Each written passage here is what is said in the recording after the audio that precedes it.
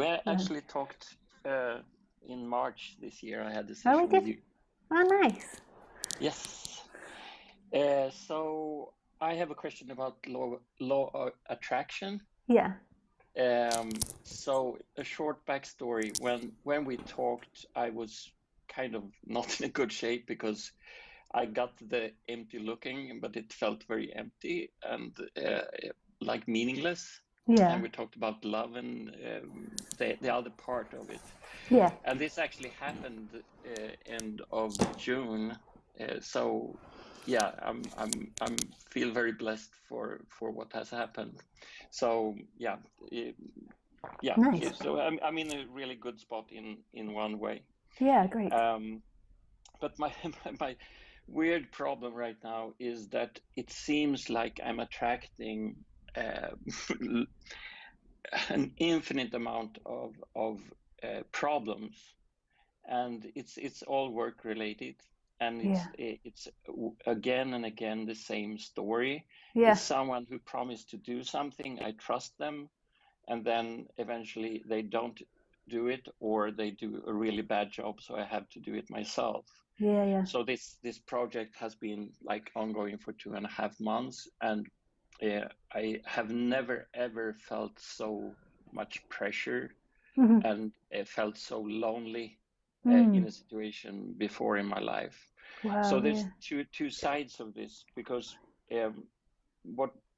what has happened here is that nothing sticks anymore. So I can feel very, very strong anxiety. I can sit in front of my computer and scream out in the room of frustration and like strong emotional bodily feelings and all that, but it Mm. never sticks. It's Mm. like I'm super grateful for that, because I mean, in one way, it's not that I don't care. It's just, yeah, it doesn't feel. I had an expression on my mind. It's not. Yeah, it's like it doesn't. It doesn't. I don't mind. I don't have an opinion about what is happening in one way.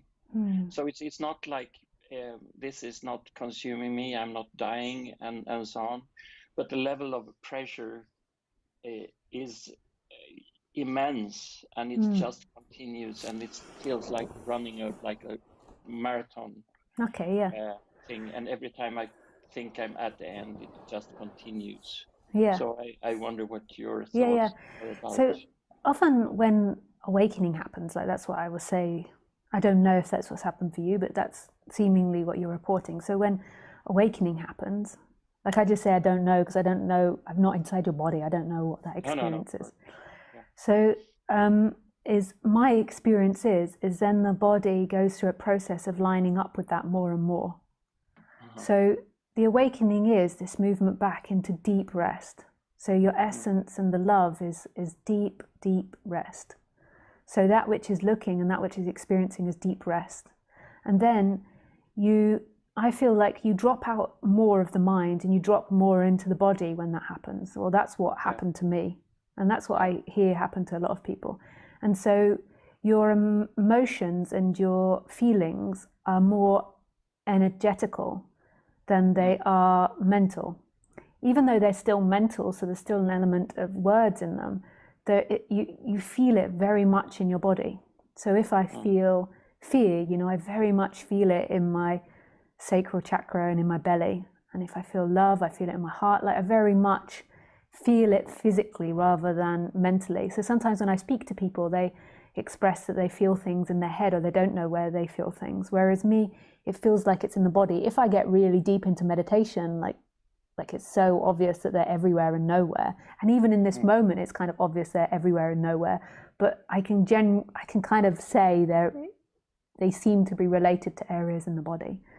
Yeah. So, and what happens after that awakening is you go through years of, and it may be a lifetime, like it could be lifetimes actually, of processing thoughts and stories which are genetically and socially conditioned into that body, and kind of like balancing them out so they don't have like strong sways anymore, so they become less intense. And the way I feel like it balances it out is it's no longer an intellectual learning about them, although there can be an intellectual learning about them. You learn about them through experience, and that's like true learning.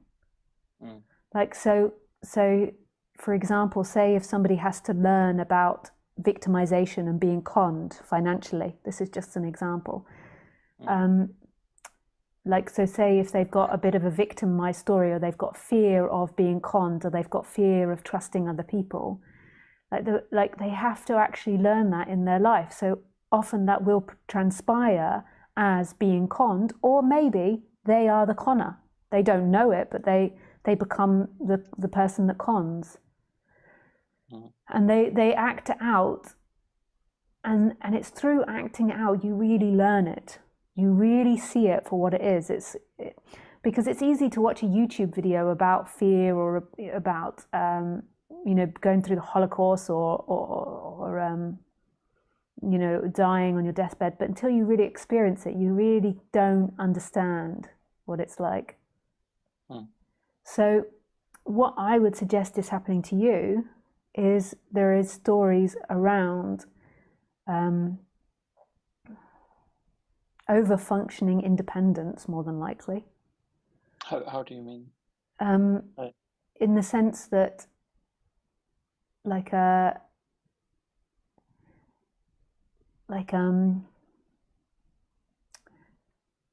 being a soul island.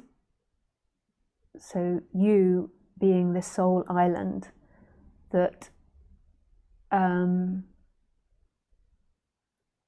function all by itself. I'm not saying it does do that, like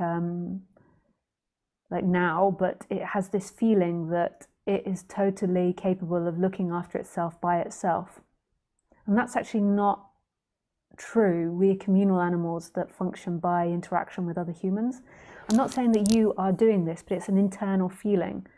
So it's this. So, and the reason I say that is because you describe that people come and they're doing not good enough jobs. Like they come and work for you and they're not doing something that's good enough. So what it does is it highlights that feeling of like super independence. And it actually highlights loneliness, because if you're a soul island, like working on a project, it's like absolutely lonely. And it's actually a habit that you'll have inherited genetically, maybe, but also grown up with, this feeling that you can do everything by yourself, which can be really empowering, but it's also super, super lonely. And it also comes normally with a feeling of superiority, that you can do everything better than everybody else. So it comes with that enmeshed in it as well. And so most probably, like, you're having that feeling brought up. So it's not about them doing a good job or not doing a good job.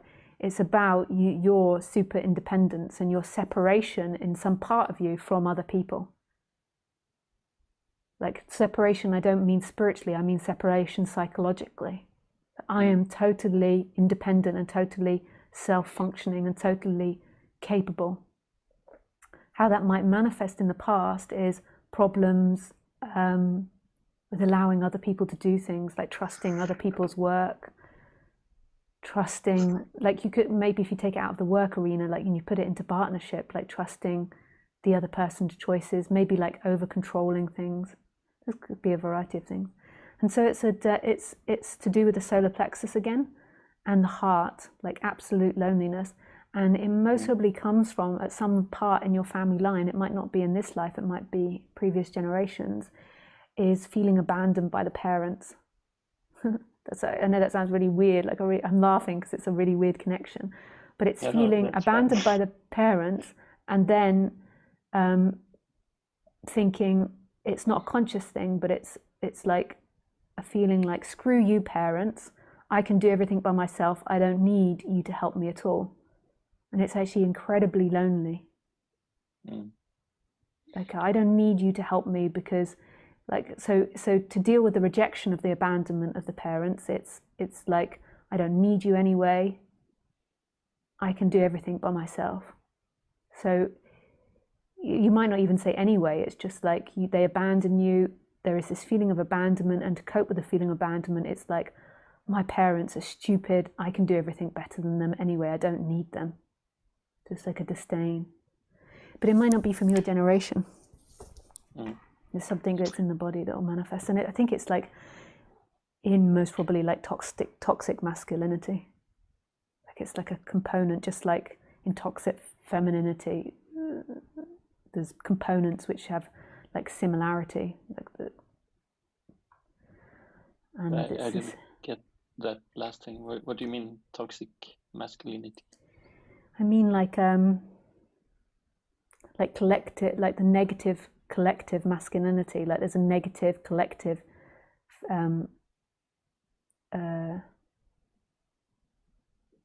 femininity. Hang on, I can't remember how you say that word. But there's a negative. So something like toxic masculinity is like patriarchy, like the belief that male is superior to female. But I'm not saying that you have patriarchy, but I'm just saying it's like an element. This like uber independence is an element of toxic masculinity. It's like a cutting off from one's feelings and cutting off from one's society slightly, and believing that you're totally capable by yourself, and believing also that you are superior to others in some way. That might not be conscious. And I think that that comes in masculinity to an extent. Like that's the way that men are conditioned as well. Like it's not personal to you. That's why I say it could also be generational. Yeah. Well, lots of things there. I mean, I have so I don't know how to say this because it's kind of fitting exactly into what you're saying, but I don't know how I should. So I had a realization like, what is it, a year ago? I don't remember, but that was that my brain works in a quite different way than most people. And that was a huge relief, because before that I always wondered why people didn't see what was obvious to me. And this was not judgmental. I was just totally clueless about how to communicate and so on. Yeah, but and when that fell into place, I felt so much more relaxed in no, totally. relations with others. Because now they I mean, I can't ask everyone to understand exactly like the most abstract and complex problems or solutions or whatever. So everybody's doing their absolutely best, for sure. So that thought, like most probably, like even though you weren't conscious of it before, that thought is like part of that makeup of that body, and it's also part of the creation of having a different thinking mind. And I know what you mean, like you could have high open-mindedness, and if you've got high open-mindedness, then you will, when you really understand what high open-mindedness is, you can see a big difference to the average or high intelligence. So I understand, like when you've got high IQ, it's a relief when you really realize that and understand that, for example, and then you put it into place. Like, this is part of the reason why I can see all these details. Like, so there's all these, I understand that. But what I'm saying is that thought, that initial thought, I have different thinking from everyone else, was already in your body, and it is also what is creating the difference in thinking. Your body already knew that. Your system and your personality structure was based on that. And it's not a negative thing, because it actually gives loads of great gifts. And it's like, it's law of attraction. If you believe you're the king, you'll have the king experience. If you believe that you have high open-mindedness or high creativity, then you will have that experience, but it's not a conscious thing. It's not something you wake up and say, I'm going to believe this. It's something deeply encoded in your body and in your system, and it's genetic encoding and social encoding. What strikes me now when you talk about these things is that maybe it's actually the same old habit, not understanding what, like other people's, where you say it sounds, I don't want to sound, it sounds a bit like I think I'm above other things, but it's not a value thing at all. But to ask someone to do something that they're not capable of doing is not a kind thing to do. And I realize now that maybe this is just the pressure of the whole thing has gradually pushed me into giving people tasks that have essentially been impossible to solve for them. Yeah. So I start feeling maybe Yeah. it's not like I've attracted problems. I've created them by not being in the more balanced, normal state. And they also say that, so if you've got like high open-mindedness or high creativity, then what you often do is you project that other people have that when they don't. So like, for an example, if you become an expert at something, you you think that other people are experts at it too.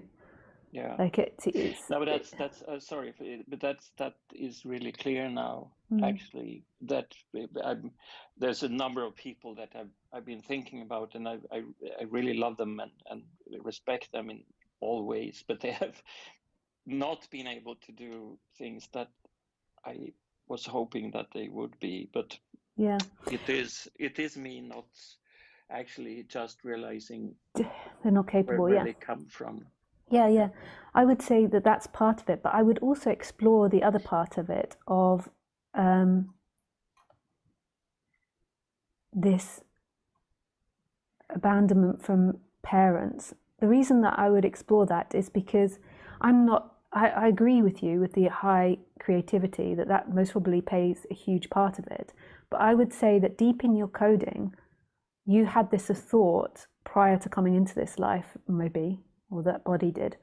And I just suspect that your parents, you will have viewed this on your parents. There will have been a point where you saw your parents as insufficient and incapable of looking after you. And so then you will have become this very own singular island, and that's where the loneliness comes from. So sometimes if you have really high IQ and your parents don't, then it actually can be a massive injury when you realize that your parents don't. Or when you go to the education system and they aren't able to stimulate you. It actually really, really injures a lot of high IQ people. But anyway, it's just something to play with. I just suspect that that's where the loneliness comes from, is this becoming your own island.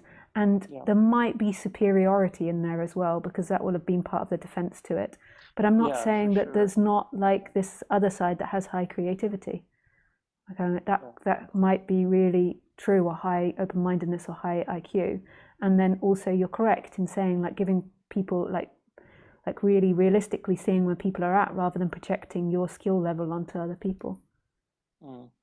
Which is also disappointing for you, because it means you can't create so highly, because you know. Yeah, but it's really, I mean, it hasn't, it's just these last 2.5 months where I'm like more and more have screamed more loudly about I need help from all the people that could be able to help me with this project, and nothing has happened. And so it's before that it has, but it is still, I realize it's still I have to revisit that part where I don't see people. So it is when I realized it was a huge difference. So, but I can feel now when we talk about it that is still there in some part. So I have to kind of. It's like when you're relaxed and everything is kind of moving.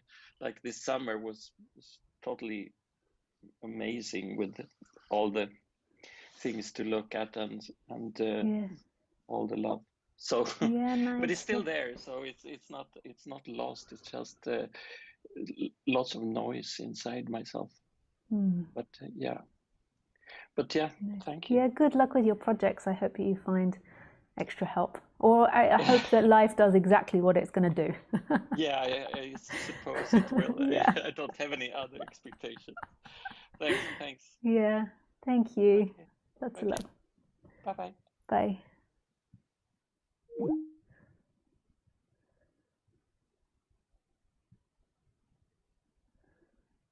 Yeah, nice.